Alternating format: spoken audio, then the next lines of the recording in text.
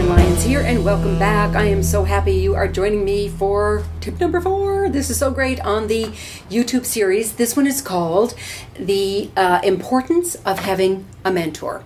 And like I said in the last couple of tips, it is important to go through the proper protocol. It's a process. You know, it's not just, oh, would you be my mentor, as I mentioned last time, which sounds like, well, you look after me for the rest of my life.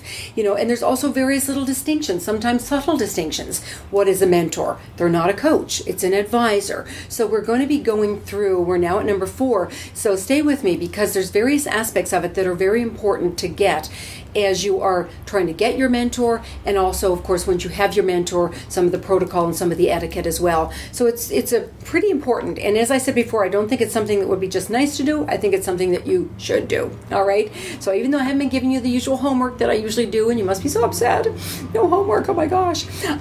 Really, the homework is to be starting to put some of this into effect. Today especially, with number 4, what it is how do I make the request? I know that on Tuesday, we talked about how to make it easy for them to say yes. You know what? I get, you know, 3 10-minute conversations over a 6-week period, a half-hour coffee meeting, a 1-hour lunch. Make it easy for them to say yes. Make it doable. Now, what we need to do is make that request.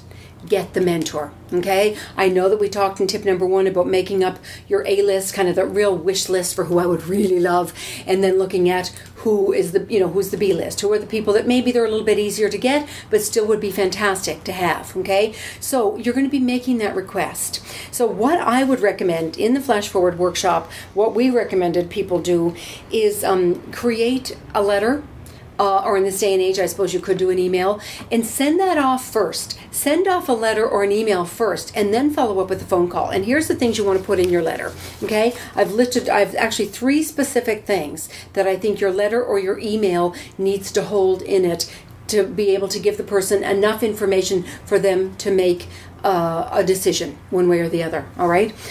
Number 1 is start with the request. Start with the request. This is a request you're making. This is not a favor you're asking everybody. This is a specific request, telling them why you are approaching them in particular, okay? And I think we talked about that a little before.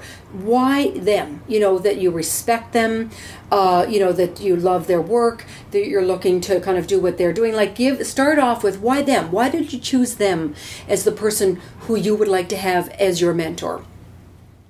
Next paragraph, number 2, what does it mean to be the mentor? For example, you're requesting, you know, a half-hour coffee meeting, 3 10-minute conversations over the 6-week period, for example, a breakfast meeting, a lunch meeting, you know, something specific. Tell them what it means to be the mentor in terms of the time period. Number 3, introduce yourself. And don't just do a very general introduction. Really be specific. You know, share some of those remarkable, interesting, unusual, distinctive things about yourself. You know, why, you know, introduce yourself as to what it is that also you're looking to accomplish in your career. You know, if you're going out to a director who you really admire and you're looking to be a director, then mention, you know, what it is that you want to accomplish in your career as a director. So those are the 3 paragraphs. And I think in order for the mentor to really make a good decision, that information is really necessary, really, really, really critical, actually. So those are the 3 paragraphs that I recommend.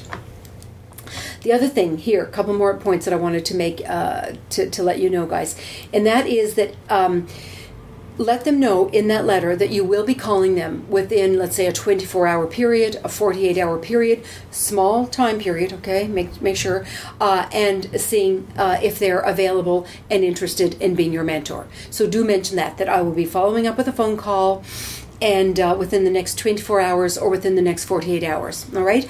Also, a couple of other things. If somebody has recommended them, like that they know that person, all right, and somebody has recommended them as that they would be a perfect mentor for you, then do put that in the letter and do mention that again on the phone call, that, you know, your friend so-and-so, that actress you worked with in that particular movie, really recommended that you would be perfect for me as a mentor. Then put that in, because that gives you that little bit of personal relationship as well.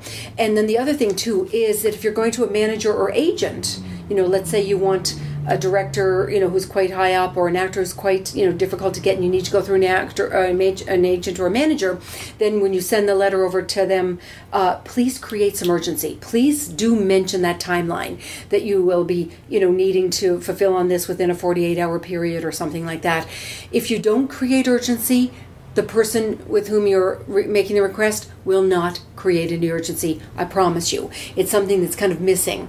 All right. So it's up to you as the person making the request to create the urgency.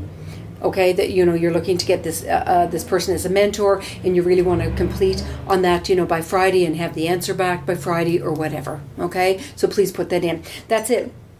The only other thing I just want to mention to you is that I know it's the beginning of September. Can you believe it? Oh my gosh, the summer is gone. Oh, sad.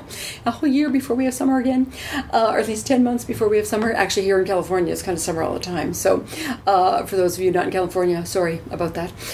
September 1st, time to get back to it again. And this is kind of a good time to be looking for your mentor, because isn't that feel about going back to school? I know that most of us are not going back to school, but there's always that feeling in September where we're kind of going back, to school again. So this is really a great time for you to be out doing that.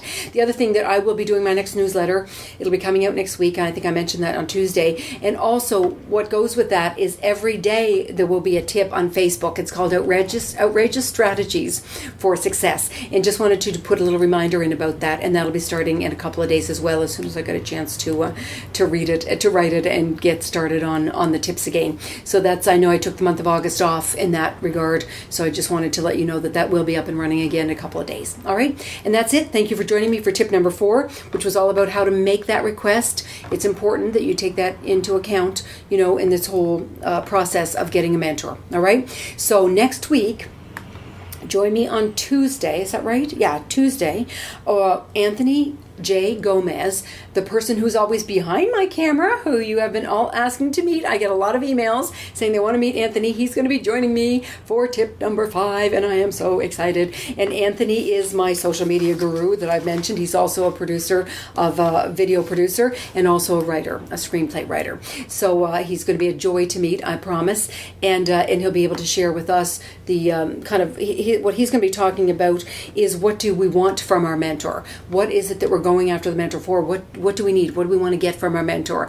And so Anthony's going to be absolutely brilliant, and I know you guys are all going to get great fun seeing him coming from behind the camera to being in front of the camera. So thanks for joining me today once again for tip number 4, and I will see you next week for tip number 5. Have a great weekend and get started on your letters. Okay, I'll see you then. Bye-bye.